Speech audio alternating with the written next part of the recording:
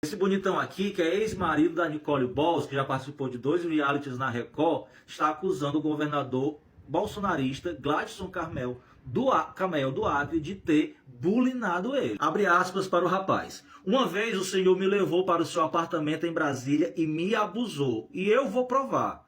Em seguida, ele reforçou a acusação, desafiando o governador a confessar que não cometeu crime. Ele disse: eu fui bulinado pelo governador do Acre. Ele vem dizendo que vem sendo ameaçado pelos capangas do governador, pediu ajuda e disse que até um amigo do governador ofereceu 13 mil reais para ele matar a irmã dele, do próprio amigo. Vale destacar que esse governador já se tornou réu por todos esses crimes aqui e é investigado por um esquema criminoso de corrupção com prejuízo de quase 11 milhões aos cofres públicos. Só gente boa. Nota de esclarecimento. O ex-participante de reality show Marcelo Bimbi afirma que as acusações feitas em sua rede social contra o governador bolsonarista do Acre são mentirosas e que a postagem ocorreu porque a sua rede social foi hackeada. Resta saber se isso é verdade ou se é somente uma consequência da ação dos supostos capangas do governador. E esse outro governador bolsonarista aqui, lá do Tocantins, que teve a PF hoje na sua porta fazendo busca e apreensão, porque ele e um outro grupo está sendo investigado por desviar recursos que era destinado à doação de alimentos de cestas básicas à população do seu estado na época da pandemia. E hoje a PF está fazendo operações de busca e apreensão no estado do Pará contra empresários e influencers bolsonaristas responsáveis por bloquear as rodovias nesse estado e por tentarem dar um golpe de estado e agir contra as instituições democráticas do Brasil. Meu Deus do céu, é só gente boa, gente top, né, esses bolsonaristas, só que não. E ontem teve um pequeno bate-boca entre o Rui Costa, ministro da Casa Civil do governo Lula, e o imperador do Japão, Arthur Lira, na reunião em conjunto com o STF para traçar medidas para resolver esse imbróglio, já que o orçamento secreto foi proibido pelo STF. Rui Costa saiu em defesa do governo e disse: do jeito que está, daqui a pouco o Congresso vai ficar com 100% do orçamento das despesas discricionárias. O Arthur Lira rebateu e disse: se os ministros da Agricultura e das Cidades que enviaram metade dos recursos das emendas para os seus próprios estados. Apesar desse pequeno bate-boca, o clima da reunião permaneceu bom e agradável na maior parte do tempo.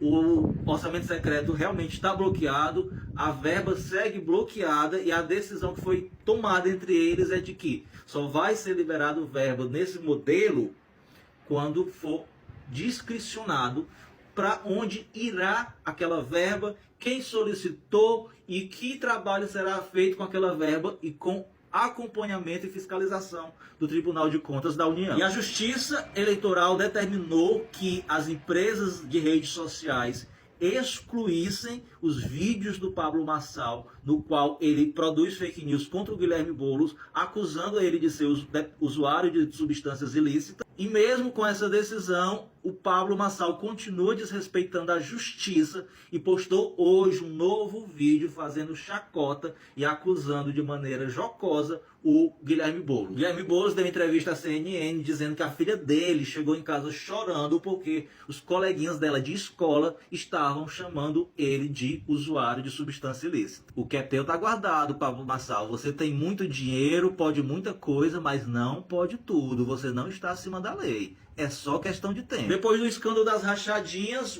a família Bolsonaro jogou de escanteio o Queiroz, e o Queiroz, que concorreu à eleição de deputado em 2022, perdeu porque não teve apoio do Bolsonaro, agora está querendo concorrer à eleição como vereador, e diante desse total escanteamento da família Bolsonaro, ele teve que reeditar vídeos antigos do Bolsonaro e do Flávio falando bem dele.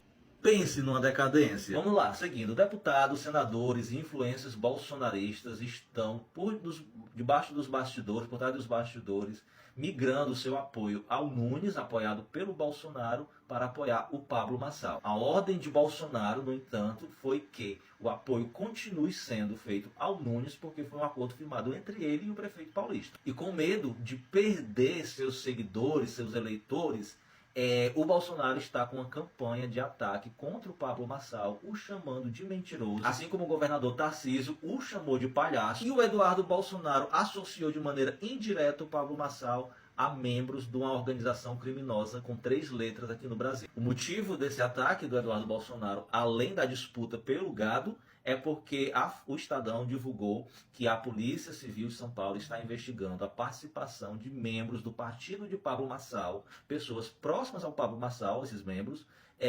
fazendo negócios com essa organização. Eles estariam trocando carros de luxo por substâncias ilícitas e dividindo o lucro entre si. Que ironia, né, meus amigos? O Pablo Marçal, que vive fazendo campanha mentirosa dizendo que o Boulos é usuário de substâncias ilícitas, o partido dele, pessoas próximas a eles, estão ligadas intrinsecamente com membros de organizações criminosas, que atuam na comercialização clandestina dessas mesmas substâncias ilícitas. O mundo não gira, ele capota. O fato, meus amigos, é que o Bolsonaro e sua trupe estão percebendo que o bolsonarismo ele está criando forças para existir mesmo sem a presença do Bolsonaro, devido à sua perca dos direitos políticos. Ele gravou um vídeo, postou em suas redes sociais, conclamando todos os seus seguidores a manter o apoio no Ricardo Nunes, mas não teve a mesma relevância e audiência que está tendo os vídeos de campanha pró-Pablo Marçal. O fato é que os eleitores do Bolsonaro se sentem mais representados pelo Pablo Marçal, porque é o Bolsonaro ampliado à 10ª potência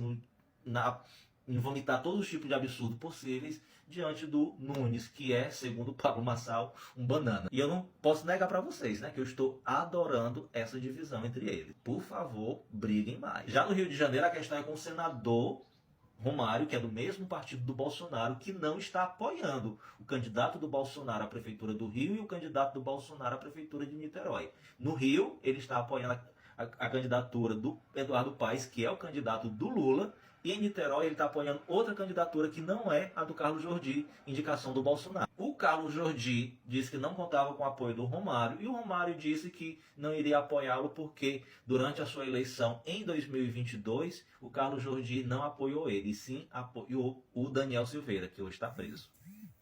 Lembrando que o Romário ele mantém uma certa independência com o Bolsonaro, porque antes do Bolsonaro chegar no PL, o Romário já era membro do partido. E está sendo super cortejado por outros partidos para sair do PL. Esse é o ex-assessor do TSE do ministro Alexandre de Moraes, que foi demitido por agredir sua companheira e que foi preso pela Polícia Civil do Tarcísio e que teve o seu celular apreendido por essa polícia durante 7 dias, o que dá margem para desconfiarmos que essas mensagens obtidas pela Folha de São Paulo são oriundas do celular dele. Ele foi intimado a depor, assim como também sua esposa e o irmão dela. Ele pediu o adiamento do depoimento dele. Agora, por que ele pediu esse adiamento? Porque, afinal de contas, meu amigo, quem não deve, não tem. E essa intimação da PF é exatamente de um inquérito que foi aberto exclusivamente para investigar o vazamento dessas mensagens. E vocês lembram do escândalo de corrupção no MEC com o pastor evangélico ministro da Educação nomeado pelo Bolsonaro? Pois bem, a Justiça, o Ministério Público Federal, está questionando a Justiça por que esse inquérito, que essa investigação está há mais de 2 anos